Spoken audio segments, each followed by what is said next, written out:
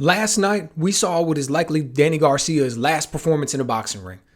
And I've been a fan of his for a long time, man. I remember when he came out and he went out there and he scorched Eric Morales in the rematch. When he went out there and put a stop to the run that Amir Khan was on. And what a run that was. Amir Khan was something special, man. He was making it happen. He's in the camp with Manny Pacquiao working with Freddie Roach.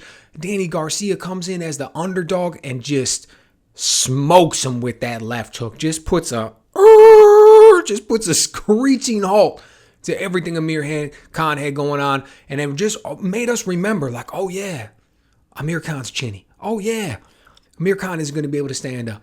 Danny Garcia went out there, won belts at two different divisions, 140 and 147, which have historically been pretty tough. Put the exclamation mark on his win with Zab Judah. Stopped Lucas Matisse when Lucas Matisse was storming through the division and just smoking guys. Great stuff, man. I really enjoyed watching Danny Garcia, even in the fights when he came up short. When you look at what happened with Sean Porter, when we're talking about Errol Spence, even in those fights, Danny Garcia was going out there and he was doing his best to test himself against the best in the division, best of his era, trying to go out there and make it happen.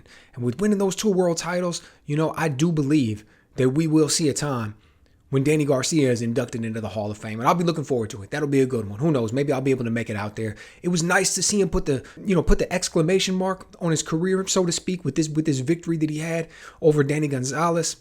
I mean, look, the guy was overmatched. Looked like he was just trying to survive in there. Comes into the ring and we're immediately noticing the size difference, thinking these guys look like they should belong in different weight classes. So it wasn't a surprise. It wasn't like any of us were taken aback, like, oh, wow, Danny Garcia got the victory in this one. We thought it was going to be close. We weren't quite sure. He didn't look as good as he had looked when he was in his prime or anything like that, but he didn't need to. But I'll tell you this, one of the things that I was most happy about is that not only did he come out with the victory in this one, not only did he barely have to break a sweat, but it was the fact that he was able to end it with exactly what we know him for, which is that left hook, right? Danny Garcia never had a blazing hand speed or blazing foot speed. He was never some defensive guru. He didn't have some offense that just wowed you and you're like, man, look at this guy. Danny Garcia went out there and he had an underrated ring IQ, but it was the timing and it was the counterpunching. And that left hook was really his money in the bank. We always used to make the joke, the no-look left hook. We seen him looking at the floor when he turned Amir Khan's jaw to the side. And look, Danny Garcia went out there and got it the hard way.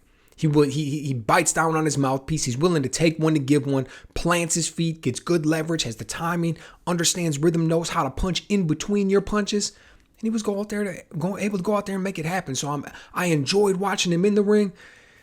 And even though he wasn't necessarily the most entertaining outside of the ring, although he did have some entertainment quality, what he brought to the table was his father. So when you would have those press conferences with Angel out there, man, it used to be highly entertaining.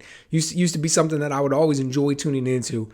And I'm glad that he was able to walk out with this one with his head held high and everything went that way. I follow him on Instagram. I hear some other things, watch interviews here and there. Seems like he's got a lot going on. I don't think he's going to be one of these guys. Well, I hope that he's not going to be one of these guys that ends up hurting for money 5, 10, 15 years from now. Seems like he's doing well in the real estate game. Seems like he's got some other things going on.